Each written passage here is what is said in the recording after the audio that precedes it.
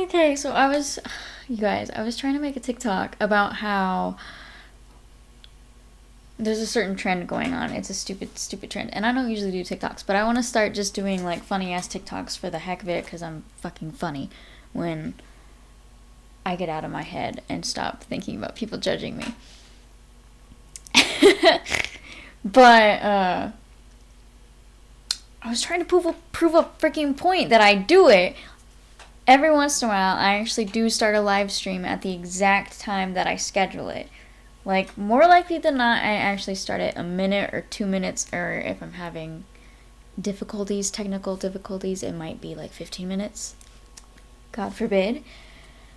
But usually it's just like a minute or two off. So I wanted to kind of make a TikTok about how there's usually at least one day a week where I actually do get it exactly at the right time. And I wanted that to be today. And I was even making a TikTok about it just now. So I was like, how can I not do it? And I literally clicked the button to start streaming. And it said connecting for like a whole minute. And the live stream started at 8:01 p.m. So I failed. But that's okay. It's the beginning of this week. So I have a whole other couple of streams to make up for it, right? Anyway, hi. We're reading chapter 8 of the completion process. Also, yeah, I dyed my hair. If you haven't noticed, I look like an Oompa Loompa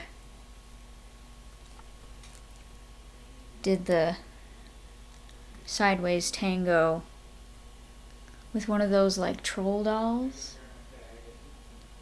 If you know what I'm trying to depict, my apologies. It's just who I am, bro.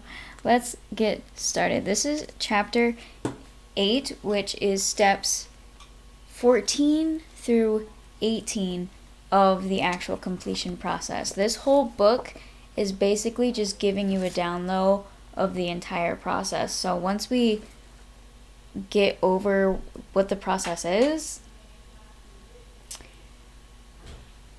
there's not much else that she really says. Like, it's pretty much the end of the book after that. So this is literally the end of the process.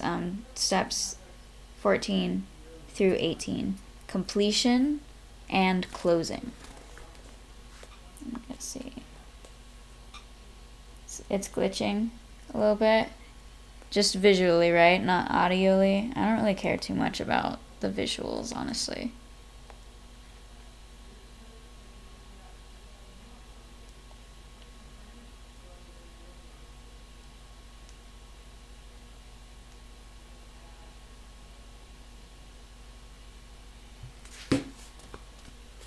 You can see.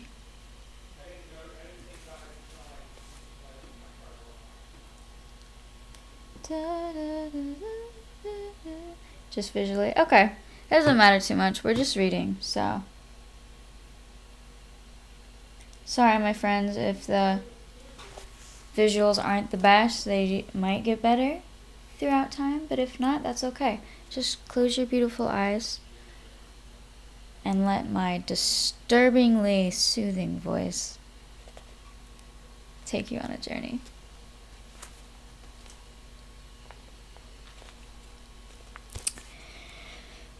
Steps 14 through 18.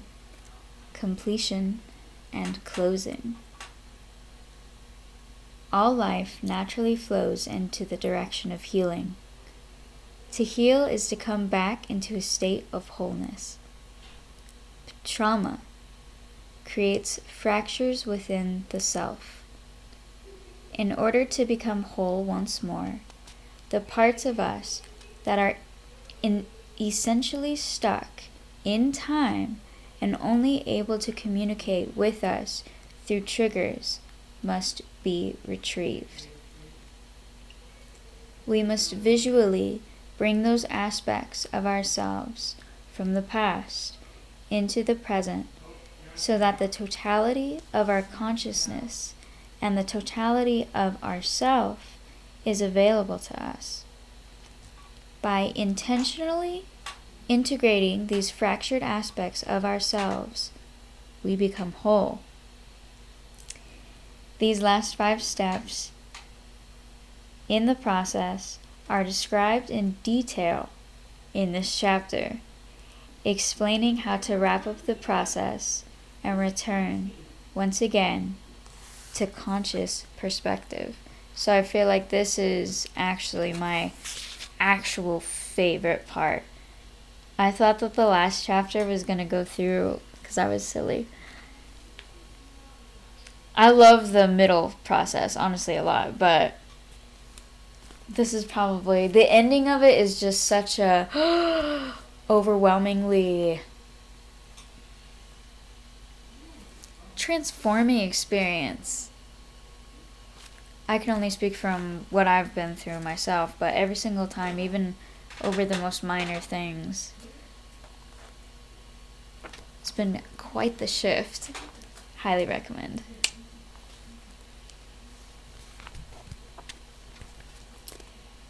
Step 14. Enter the safe haven and deactivate the memory. In this step, we enter the safe haven with the child. As we proceed to enter, we use the secret entrance. Do you remember that? As well as our secret wave or phrase. We imagine the entrance closing behind us, separating us from the memory that we have just come out of. This creates a sense of safety, but also distance from the memory, which is healing. The feeling we want to give this child when he comes into the safe haven is that it's all over, meaning that the pain is over. We want to convey this in whatever way could possibly feel best, so that you can say it's like heaven, or tell them this place is a new place, and it will be a new life of their choosing. All of their experiences will feel good to them from here on out. Sometimes you will encounter a memory when your child self is an embryo or a baby in utero. If this is the case, you can keep the baby in utero and bring your mother with you inside her to the safe haven. Or you can put the baby in a new womb, either a safe womb-like structure or a womb inside your ideal mother, and bring the baby self into the safe haven inside the womb or with the new mother. Kind of cool, right? The most important part about this step, as we enter the safe haven itself, it is to make sure that the memory the child was taken out of was properly closed. Did you hear that? You can do this by shrinking it into nothingness, burning it like a piece of paper, or popping it like a balloon. When we shrink, burn, or pop a memory, we are consciously deciding to make the memory inactive. I feel like a lot of people don't really consciously value the power of visualization in certain things, especially when you're in a very deep meditative state like you would be during this process. Because when you really close your eyes and think about stepping out of a memory, once you've gone through all of that, looking back at it and really exploring in your mind's eye, like, and having your inner child self really decide with you in the decision as to what way feels best for me to let go of this memory. Anything could come up. Some people like to think of it like turning into a like giant bubble that can just be popped with a the poke of a finger. Some people want it to be more violent and gruesome, and that's okay. Like, however you feel like needs to be taken care of it, that's what you need to do, and you really need to visualize it in your mind's eye, the whole process from beginning to end. And that's how you really experience that closure in order to deactivate the memory. So cool, right? We imagine that we are looking back at the memory that we just came from, as if we are watching it play out on a screen or inside a bubble. If the memory doesn't shrink, burn, or pop when doing this visualization, like you try to do it and it just seems to still stand strong, it means that there may still be some unresolved aspects of it. For example, we may have other fractured aspects of the self within that memory, or our being may want us to know something else about the memory for the sake of our understanding or healing, which could not happen unless we gain more details. If the memory will not shrink, burn, or pop, you have two options. The first is to progress forward and leave the memory open. The second is to leave the child self that you took out of the memory with your safe support figure into the safe haven and go back into that memory by yourself in order to learn more from that memory to help more childhood aspects. Which, if you just spent an hour or two on that one aspect that you just worked on and you're thinking, what, there's more? You might be thinking, bro, maybe 6 feet ain't so far down, right? It was a horrible joke. Sorry. Yikes. Make your choice based on which option feels the best. Feels the best. Not which one you think is the right one. If you choose to go back into the memory to recover other childhood aspects, repeat the previous steps of the entire completion process with each of those aspects and bring them to the safe haven. Simply be aware that you will therefore be working with multiple children instead of just one. Don't worry about resolving everything. Your being wants integration. And so no child will be left behind.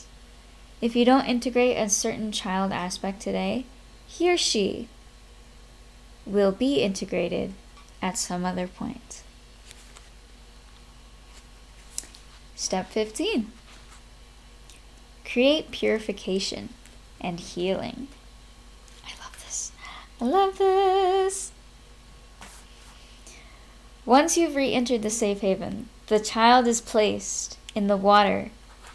As you remember, in the safe haven, we all should have a sacred area spot where some kind of liquid is present, whether it's just like a tiny pond or an ocean or a cup of water. Literally, it could just be some kind of water in the safe haven so that we can connect to a body of water. We allow this child to be bathed in a purifying and healing ritual with this water. The child can drink the water as well. This symbolically ends the previous life in the memory so that the child can begin a new life here in the safe haven. And my hip pops. In addition to purifying and healing, water also signifies the birth into a new phase of life, which is why it's so often used in baptisms. I saw a funny baptism video today, sorry. Sometimes the child self we will bring into the safe haven has some injuries. This water will heal those injuries. It will create distance from the memory, and it helps with closure. The healing water symbolically says, it's all over now. This is a new life that you are living here in this place where you will never want for anything, and you will never hurt again. This bathing and healing are symbolic steps that help us bring the child into a new state, one that feels so much better for them. Their symbolic steps help the mind and emotional self heal. Having access to water with magical properties also gives us the power to control our safe haven and our own healing process. Imagine how nice life would be if we all had some kind of cure-all available to us whenever it was needed. This step helps put the pain of the aftermath of that memory to rest.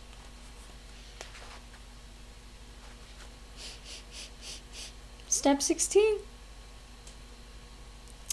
Meet the child's needs within the safe haven. During this step, the final needs of the child's self are met before we return our consciousness to real time. We meet those needs within the context of the safe haven. Our child's self may want to eat a specific type of food.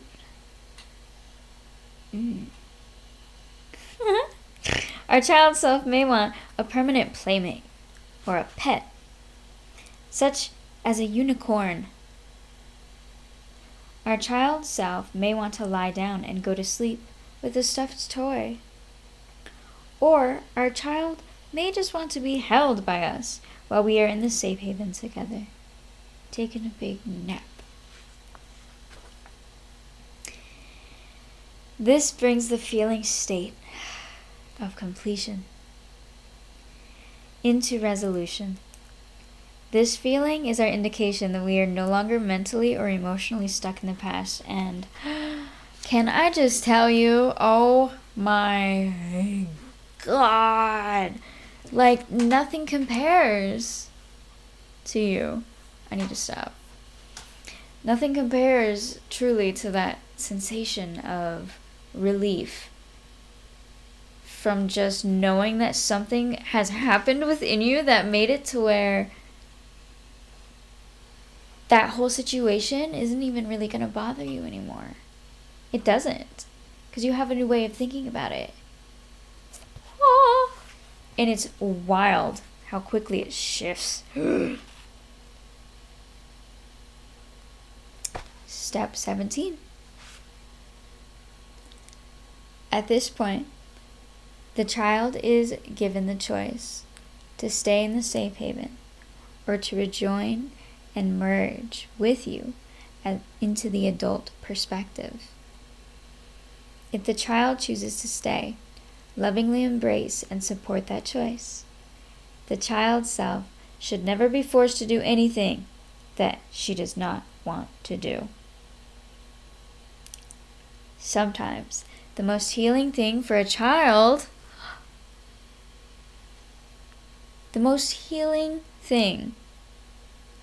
this is so sad.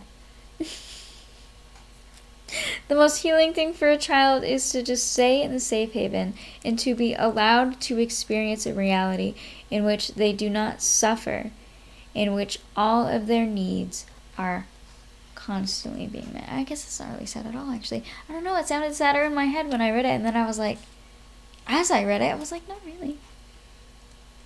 If that's what you want, that's what you want, right? Yeah. I don't know. Do you, boo? Sounds nice.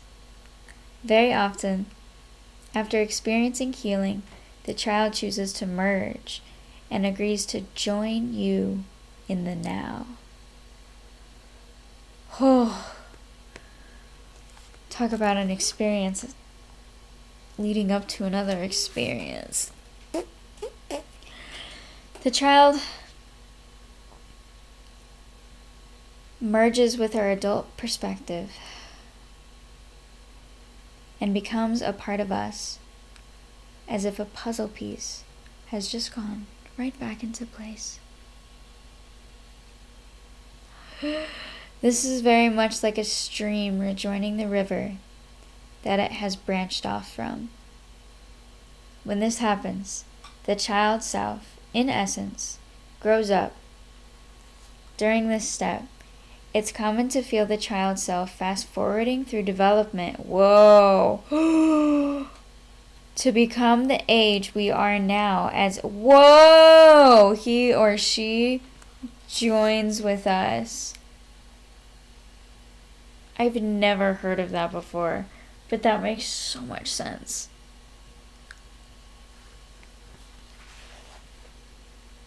Wow. Okay. That kind of blew my mind a little bit. This step is the highest level of integration. I agree. It's like having an emotional orgasm. And like in your brain too, like a good aneurysm.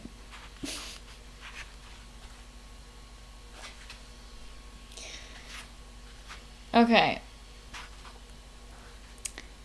I worry about saying that because I don't want people to make this step their ultimate goal. Because if we have a goal like that in mind when we are starting the process, we cannot be present with ourselves and accepting of what is in front of us. We'll be thinking more about the goal than about our own child self and what they really need. You gotta put your child first. Sometimes it may feel to us as if the emotion is not altered or improved when we reach this step in the completion process. If this is the case, it's a good idea to use the memory beneath the memory technique.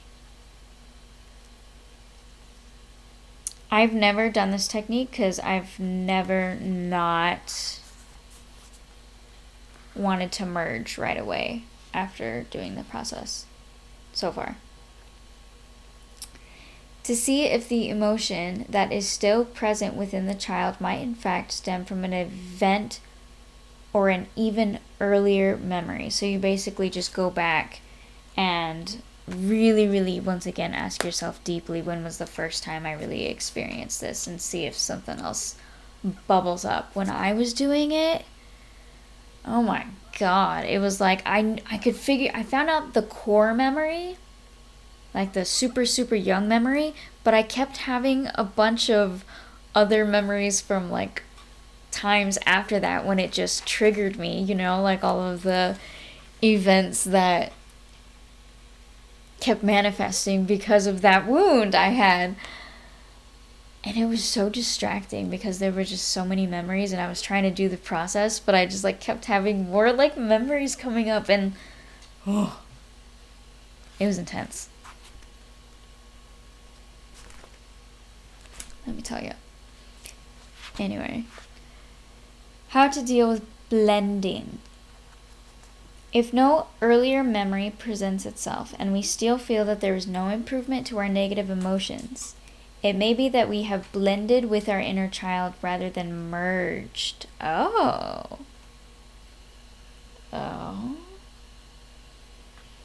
Blending happens when a traumatic memory is unresolved and the missing aspect of our consciousness that experienced the trauma is coexisting with our own. Blending is very different from merging. Think of it as a 2 radio channel trying to come through at the same time. Distortion and interference occurs.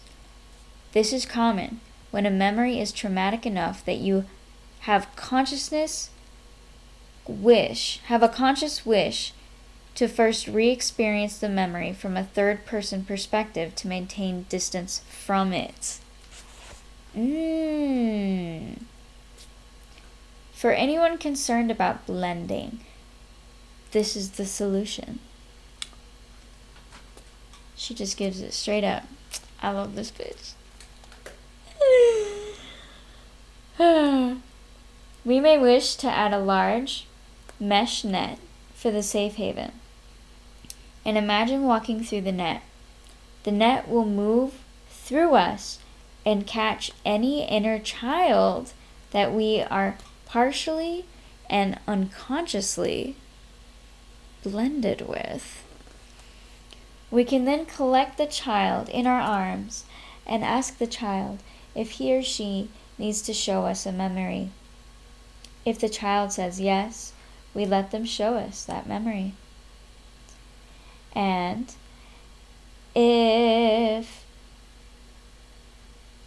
we then we progress through part of the completion process once again, starting with step 5.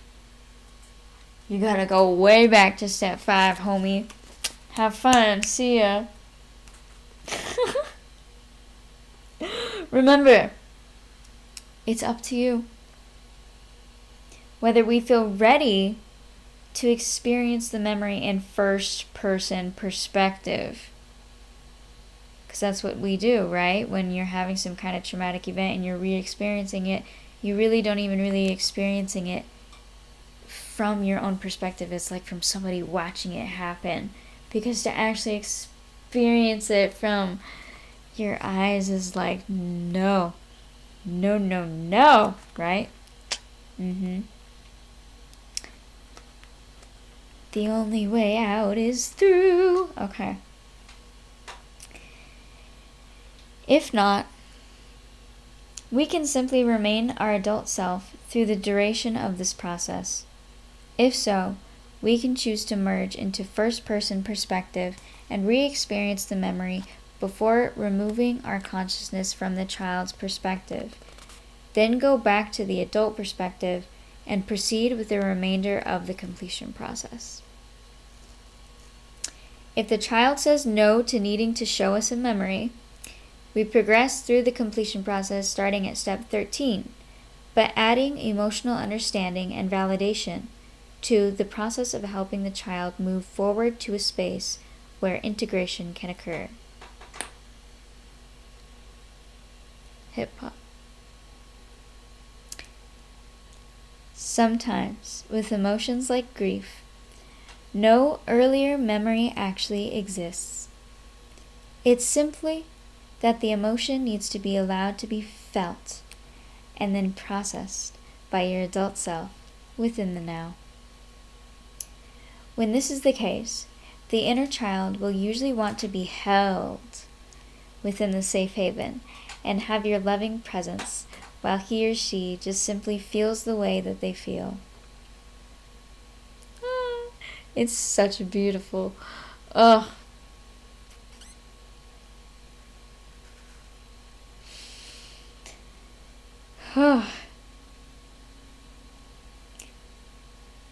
Wow. I'm getting memories. Okay. Not now, McKay, we gotta focus.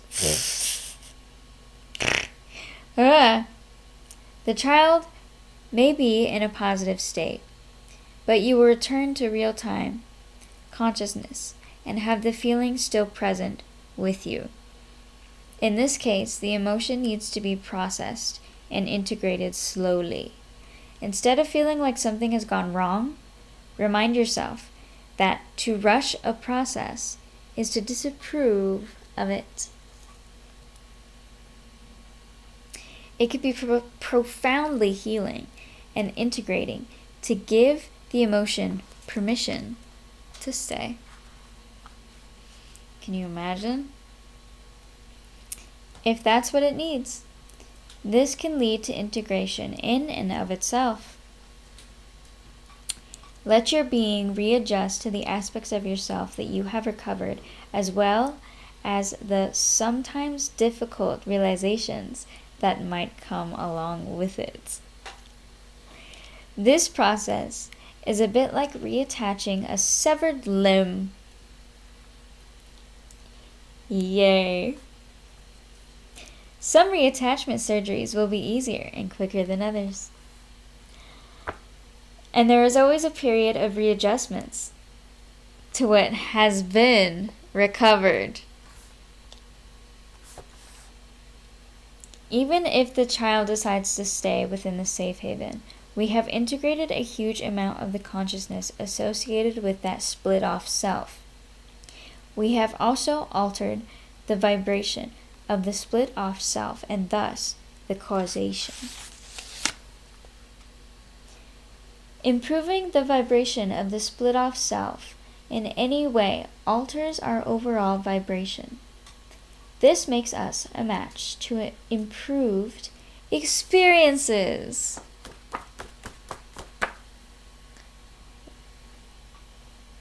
That's how manifestation really works, kids.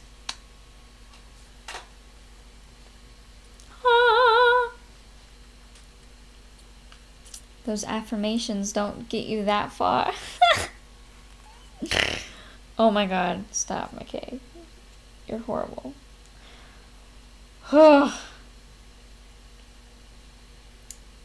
Okay.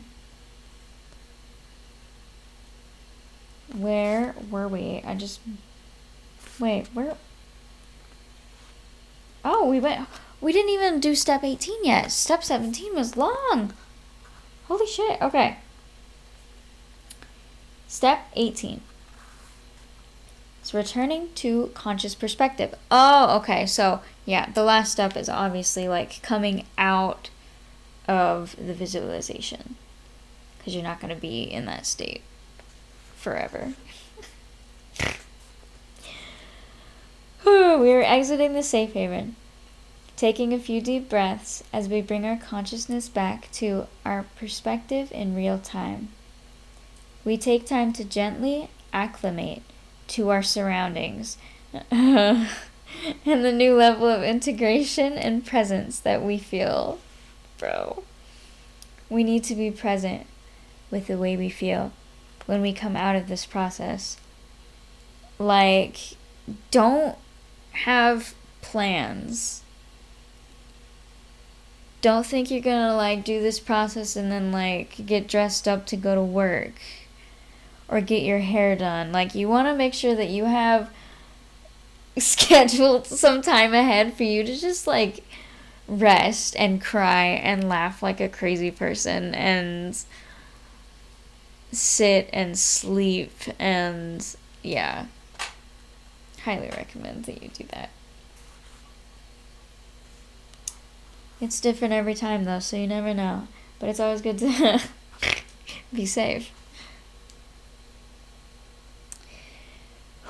Our body needs to process the integration that has just occurred. It is crucial that whenever we do this process, we give our whole being time to adjust and to go through all of the phases that have just occurred. As mentioned previously, this process is akin to mental and emotional surgery. Mental and emotional surgery. So we need to be calm. We need to help ourselves gently acclimate to this new state. It is very beneficial during this phase to allow your body to gently move however it wishes to move, slowly rocking back and forth and introducing natural movements to your hips and back are especially beneficial when you undergo a change in your system. I always do that shit. I'm always moving around like a ghost. Also, if you let yourself be completely present with the way you feel as a result of this process, you further integrate that new state of being. Bro, I felt like I was 4 years old. Excited about everything. I don't know. It was such a strange experience.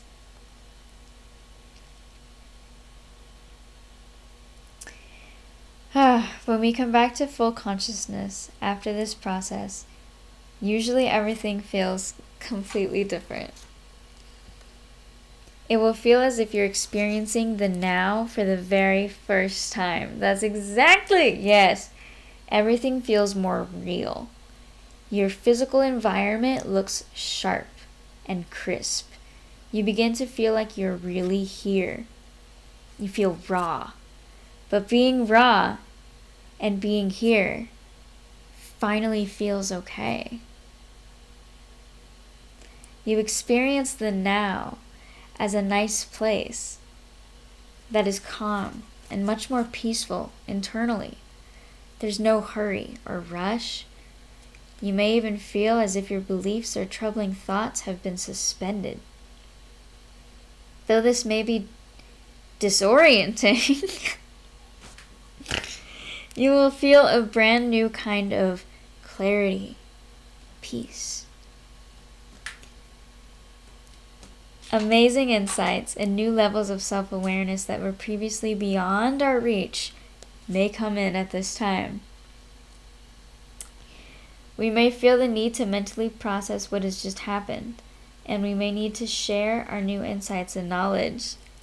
Hey all you people, won't you listen to me? I just did shadow work. Oh my god, I should make a meme about that. Guys, I'm gonna be the best TikTok memer. Just watch. Oh god, no, I'm gonna be cancelled. When our consciousness originally split, that particular part of our split off self possessed a certain amount of knowledge, understanding, and perspective. When our consciousness rejoins us, we regain all of that knowledge, understanding, and perspective. To stick with the analogy of the river, when the flow of water broke off into its own stream, it took information along with it. When the stream rejoined the main river, the information is now available to the entire river once more. How perfect. This is why so much awareness returns each time we practice the completion process. We may benefit from listening to soothing music or smelling essential oils at this time. Oh my god. That would be amazing. We may also benefit from sitting in a calm place until we are ready to continue with our day. I also encourage people to write about the experience. When our mind can wrap itself around what has just occurred, we become even more conscious of ourselves and the world we live in. That's literally what my entire diary is probably going to be one day. Fuck yeah. Watching for physical changes.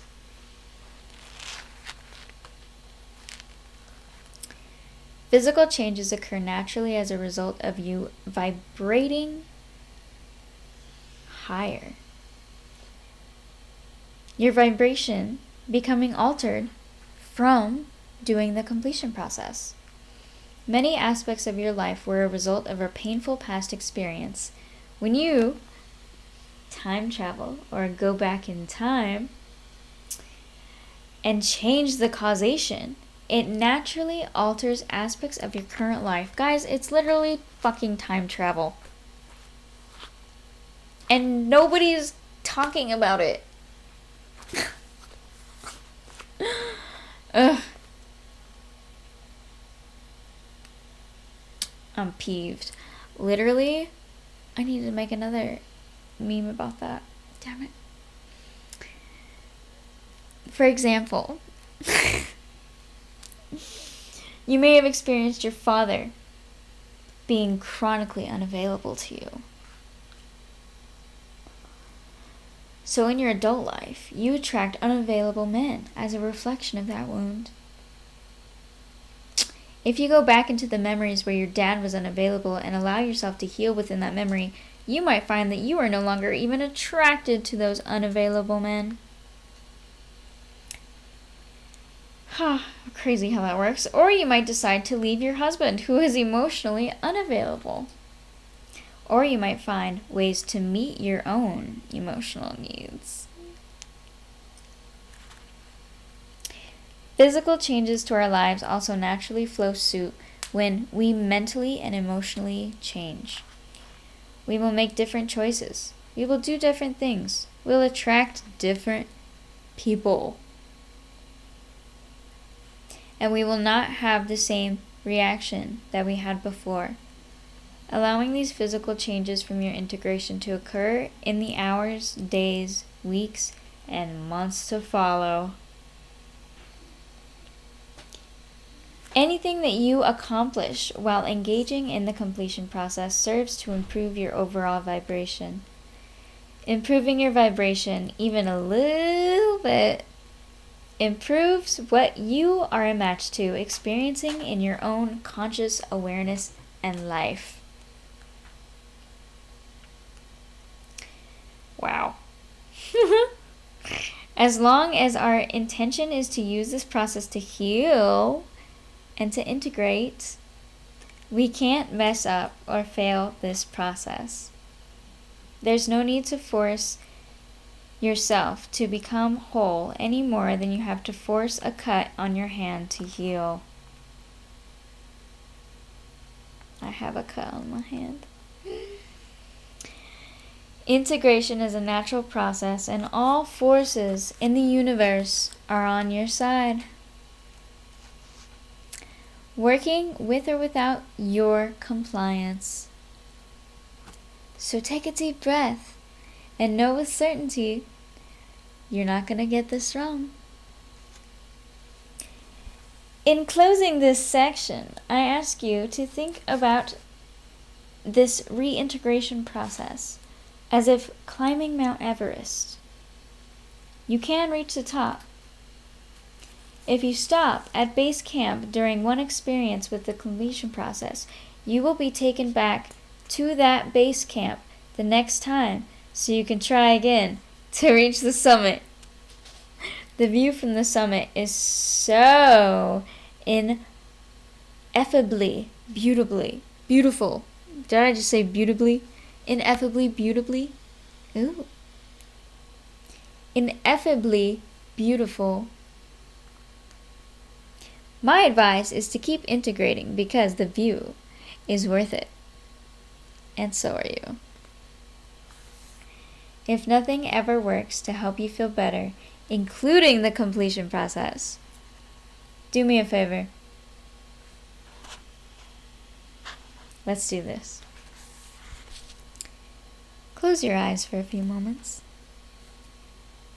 Think back on your childhood and try to remember some times when you were genuinely happy or excited or sad or mad or afraid. How did the people around you react? Which emotions did they consider good and therefore acceptable? Which emotions did they consider bad and therefore unacceptable? Which ones were you allowed to express, and which ones were you expected to suppress? Now try to remember a time when the people around you felt strong emotions. How were they treated by others? How did they deal with having their emotions? How were their emotions dealt with in the family, in your culture, or society in which you grew up in? What were you directly told or indirectly taught was the best way to handle your emotions? An emotional control strategy is any behavior that is done specifically to control or regulate the way that you feel. For example, drinking alcohol, going for a walk, playing a video game, writing affirmations, binge eating. These are all emotional control strategies. What emotional control strategy do the people around you use or teach you to use when you grew up, while you were growing up? Keep in mind that the more the adults in your life that need to maintain control over how they felt and therefore maintain control over how you felt, the more resistant they were to all emotions, both good and bad. Now look at your life today. As I sit on this crusty bar stool.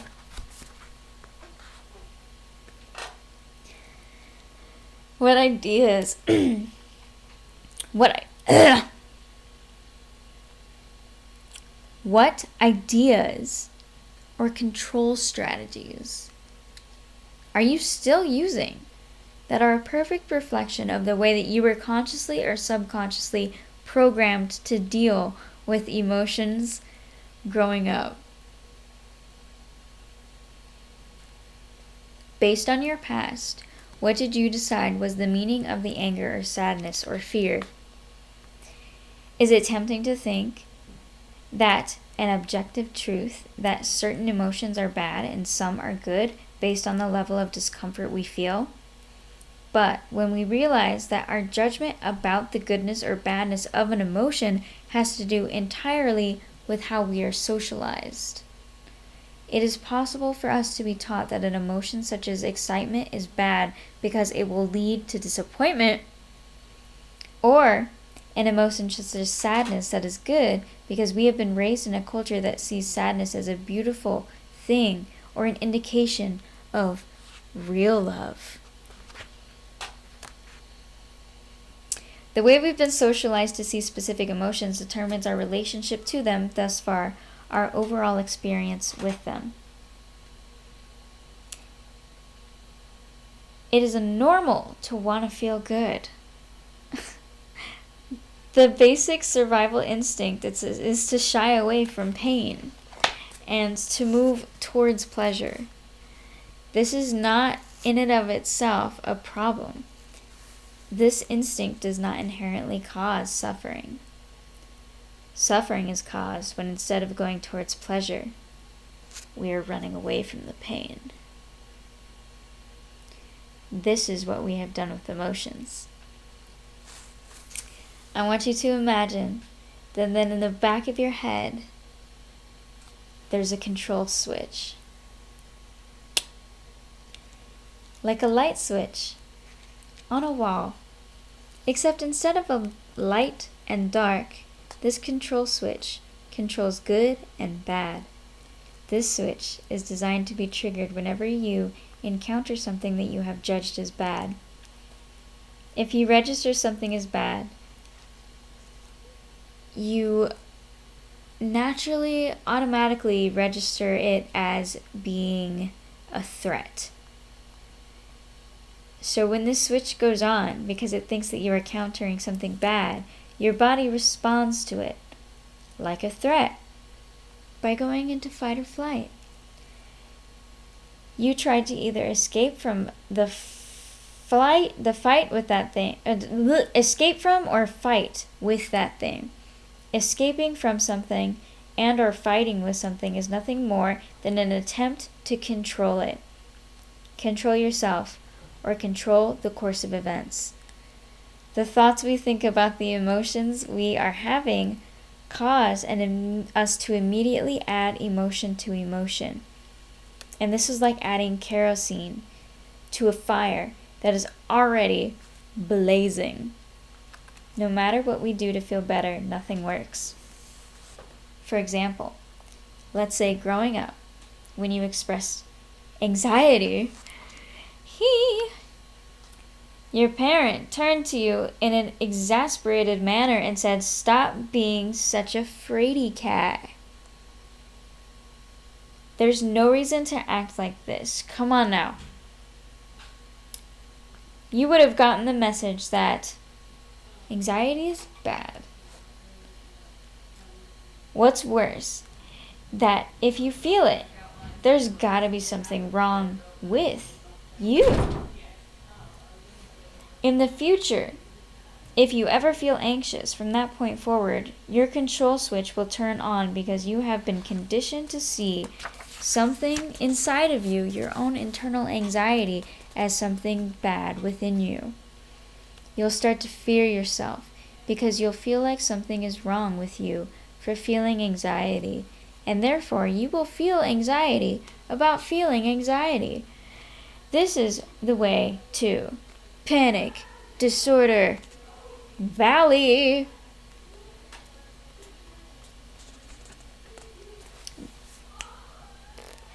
We come every Tuesday. See you there.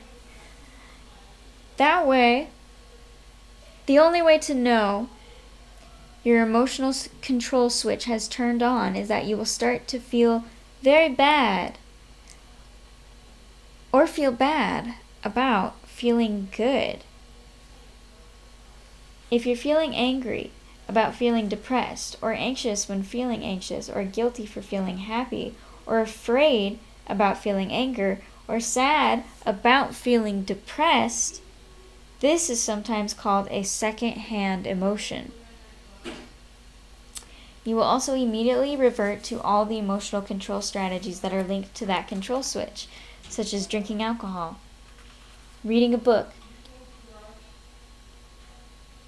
exercising, eating, shooting up heroin, distracting yourself, obsessively writing affirmations, positively focusing, or arguing with and contradicting with your own negative thoughts. All of which are attempts to make the emotion go away because you have judged it as bad. This is the reason that you cannot use positive focus to get rid of negative emotions. Whatever we resist persists. This resistance of the emotion is, in fact, what is causing this downward spiral. Our emotions work like quicksand. If we struggle against them, we will drown. If you continue to find that nothing ever works to help you feel better, no matter how hard you try, it's because you are approaching your life from that very angle, the angle that you must feel better because whatever you are feeling is not okay. You are approaching the way you feel from the angle that it is bad, so it has to be changed. You have begun to think thoughts like, what have I done to deserve this? It happens. Or, what is wrong with me? Or, I wish I didn't feel like this. Or, I can't handle this. Or, why am I like this? Or, the very worst. I shouldn't feel this way.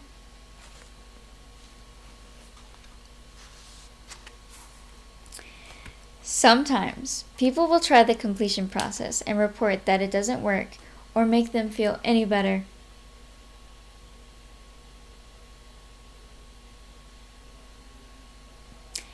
They struggle with the process and it doesn't bring about any resolution. The reason for this is that they are too resistant to their emotions. They cannot access the emotion that lies beneath their secondary emotion. Earlier in the book, we discovered the cover emotions. I explained the cover emotions and how they function like ice on the surface of a deep lake. In the same way that the ice covers the water, a cover emotion exists to cover another emotion that lies below it.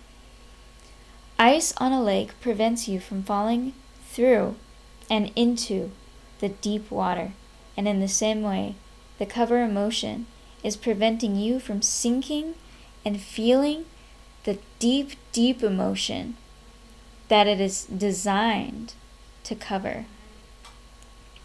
Cover emotions exist to keep us of lower vibrational states. They are natural defense mechanisms within our emotional body, but obviously, if we subconsciously or consciously see an emotion as bad, we will want to keep out of it. For that reason, a secondary emotion, an emotion about feeling an emotion, works just like a cover emotion does. Sometimes, when we are completely present with a cover emotion, we drop into the even deeper level of the emotion that it covers. It's a bit like an emotional version of falling through the ice into a deep water below. However, this doesn't always work. We spend what seems like an eternity, grappling with the secondary emotion to no avail. When this is the case, the secondary emotion itself is the one to which we need to apply the entire process through. Instead of asking ourselves, when was the first time I felt this way? We need to ask, when was the first time I learned it wasn't okay to feel this emotion? Sometimes the secondary emotion we feel, the emotion that is the byproduct of our resistance to feeling the way we feel, is just a reflection of trauma that needs to be resolved. The trauma that was experienced that we learned it wasn't okay to feel a certain emotion. If we apply this process to this emotion, we can resolve our resistance to the emotion so that we can actually succeed with the process in relative to our deeper emotional trauma. I met with a client named Anne, who was struggling on a daily basis with this process. According to her, she would sit with an emotion for hours and see no improvement. When I walked her through the process, we discovered that the reason it wasn't working for her was the minute she would feel an emotion such as anger, her emotional control switch would come on and she would feel intense anxiety about feeling that emotion. That anxiety would never allow her to relax enough to drop deeper into that feeling. Instead of trying to get past the anxiety, we simply applied the process to that anxiety about feeling anger.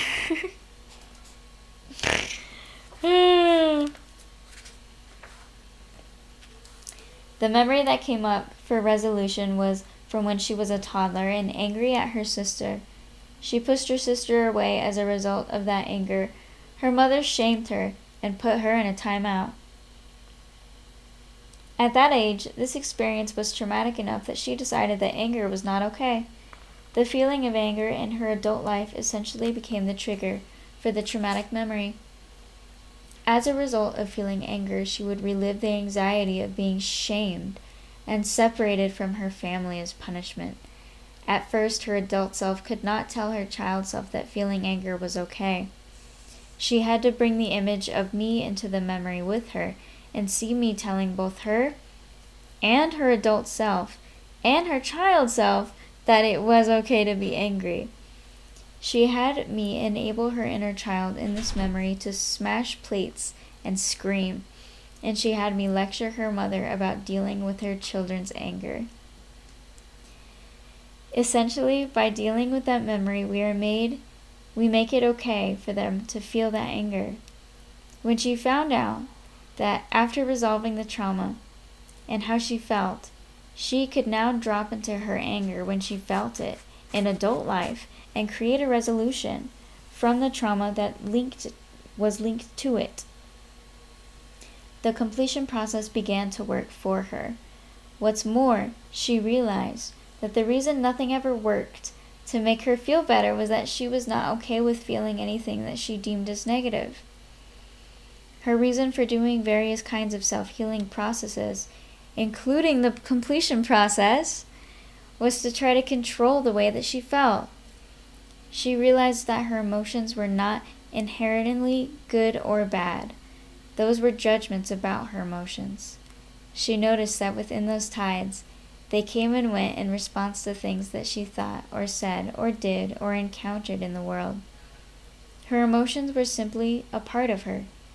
She realized that the reason her efforts to feel better didn't work was that doing something with the intention to escape from feeling something else because you see it as bad is a self-hating mission.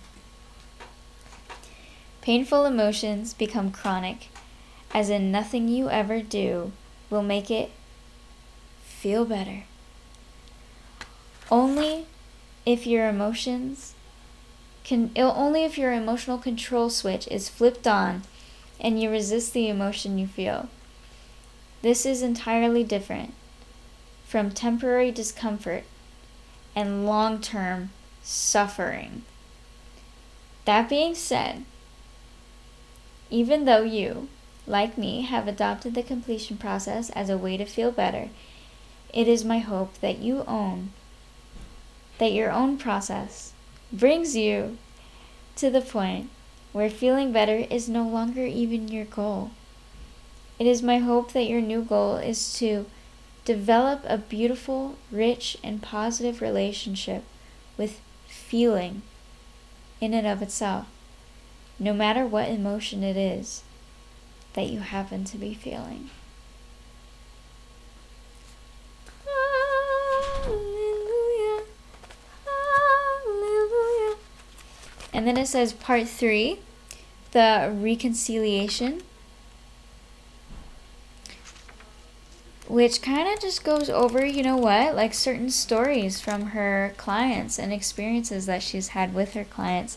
So all in all, that was the whole completion process, you guys. The whole dang thing with that.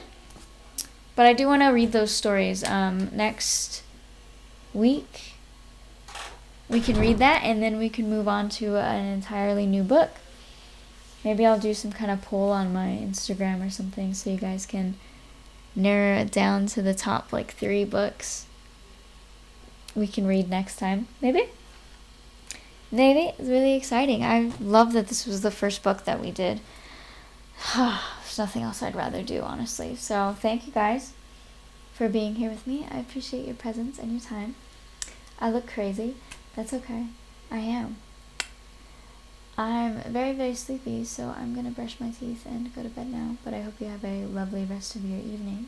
I hope you got something out of that. And I hope now you are more informed about the completion process and maybe thinking about dipping your toe into the light that comes beyond the dark side. Cool. Love you guys. Have a good rest of your night. I will. Bye.